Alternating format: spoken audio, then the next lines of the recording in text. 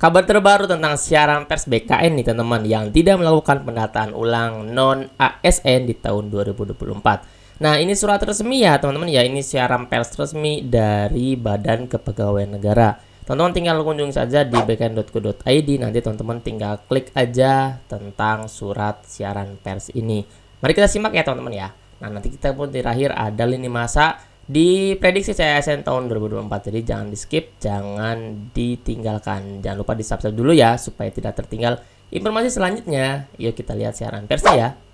Di tahun 2024 ini teman-teman, BKN tidak melakukan pendataan ulang non ASN. Wah, bagaimana nih teman-teman? Apakah kita sudah terdaftar atau belum yang sudah masuk di database non ASN di BKN? Nah, lihat ya teman-teman ya, di proses pendataan non ASN ini telah diselesaikan pada bulan Oktober tahun 2022 di 2 tahun kemarin. Nah, pendataan non ASN ini merupakan tindak lanjut teman-teman dari berlakunya PP nomor 49 tahun 2018 tentang manajemen P3K.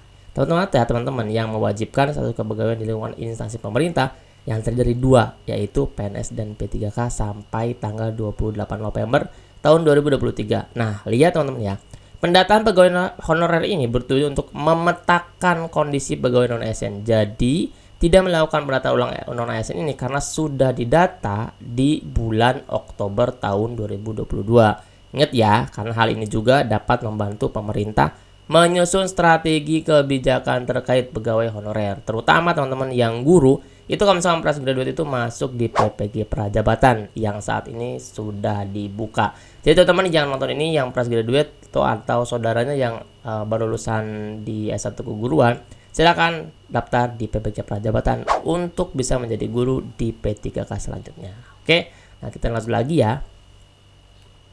Pada tahap finalisasi yang berlangsung pada 31 Oktober di tahun 2022, masing-masing instansi melakukan pengecekan terakhir kali nih teman-teman atau finalisasi di pendataan tenaga non ASN sehingga menerbitkan surat pertanggungjawaban mutlak atau SPTJM sebagai hasil akhir pendataan.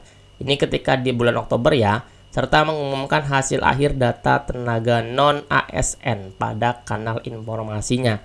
Selanjutnya, hasil penataan non-ASN telah disampaikan kepada masing-masing PPK atau pejabat pembina kepegawaian di instansi pemerintah.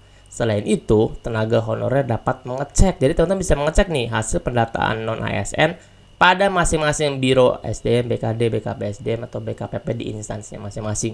Ya teman-teman bisa sih ngecek di dalam BKPSDM-nya di kabupaten kotanya masing-masing. Silahkan bisa ditanyakan ya.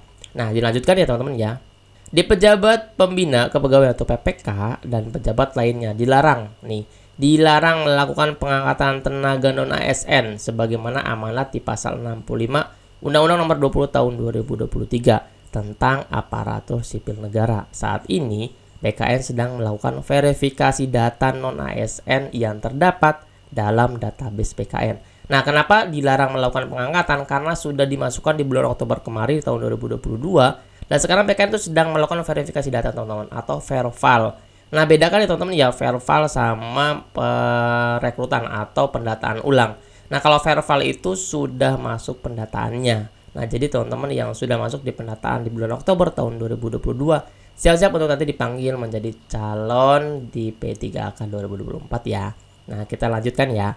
Selanjutnya, BKN tidak melakukan pendataan tenaga non-ASN tahun 2024. Lihat ya, tidak melakukan pendataan ulang. Kebijakan mengenai pendataan non-ASN selanjutnya akan diatur dalam RPP, Rancangan Peraturan Perundang-undangan Manajemen ASN. Di sini sudah jelas banget teman-teman, karena di 2024 ini sudah waktunya untuk perekrutan P3K ya. Tadi rekrutan P3K ini teman-teman nanti akan diselaraskan nih. Ini kita lihat lini masanya ya. Ini adalah lini masa di CASN tahun 2024 yang sudah banyak beredar ya. Nah, di periode pertama ini teman-teman itu ada sekdin dulu di April ke Mei. Nah, kita di CPSN P3K itu masuk di Mei akhir sampai ke Juni. Ini adalah periode pertama karena nanti di 2024 ini ada 3 periode penerimaan CASN-nya, yaitu di periode pertama di Mei dan Juni teman-teman semua sudah mulai di CPNS dan P3K. Kemudian nanti di periode kedua itu antara Juli dan Agustus itu pun sama di CPNS dan P3K. Karena di April dan Mei ini di sini sudah ada sekolah dinas dulu, sekdin ya teman-teman ya. Nah, kemudian di periode ketiga ini teman-teman nanti akan ada lagi teman-teman nih. Nanti kita masuk di CASN di dalam tahun 2024 yang nanti diintegrasikan nilainya di tahun 2025. Ini adalah rencana pelaksanaan CASN ya, walaupun ini belum keluar resmi di BKN-nya, nanti kita tetap menunggu surat pelaksanaan dari Kemenpan RB, dari BKN, dan dari Kementerian Pendidikan, Kebudayaan, dan Teknologi, nah atau Kementerian Ristek Dikti ya. Nah, daripada ini teman-teman semua, kita bisa melihat ini, teman-teman bisa terus untuk mengasah kemampuan, mengerjakan soal-soal, dan bisa mempersiapkan diri di seleksi CASN baik P3K maupun CPNS-nya. Kemudian siaran pers ini dan lini masa ini bisa memberikan informasi bermanfaat untuk teman-teman semua. Jika bermanfaat, teman-teman jangan lupa di subscribe, like, dan dibagikan ke teman yang lainnya ya, mudah-mudahan bermanfaat dan bisa menjadi amal jariah untuk kita semua. Jangan lupa dibagikan. Nanti kita akan lanjut lagi ya di informasi selanjutnya. Dadah.